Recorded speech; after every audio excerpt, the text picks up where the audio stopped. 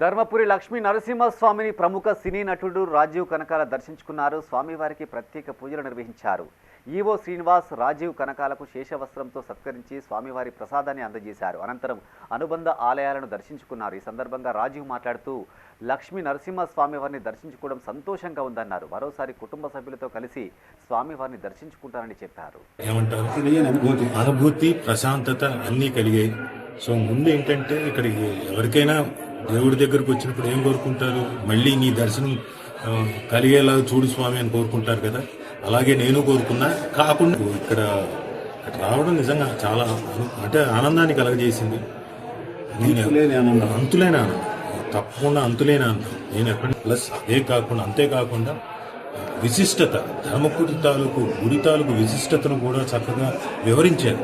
ముందు అది ముఖ్యం. వచ్చామా, దండం పెట్టుకున్నామా, వెళ్ళిపోయామా కాకుండా వచ్చిన వాళ్ళు 1400 ఏళ్ల చరిత్ర ఉన్న టెంపుల్ తాలూకు విశిష్టత అంతా వివరించారు. ముందు నేను దానికి చాలా ఆనందించాను. Thank you.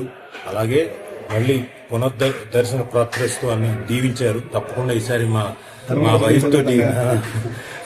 వైఫ్తో పాటు సుమతో పాటు పిల్లలతో పాటు ఖచ్చితంగా మళ్ళీ వచ్చి దర్శనం చేసుకుంటాం.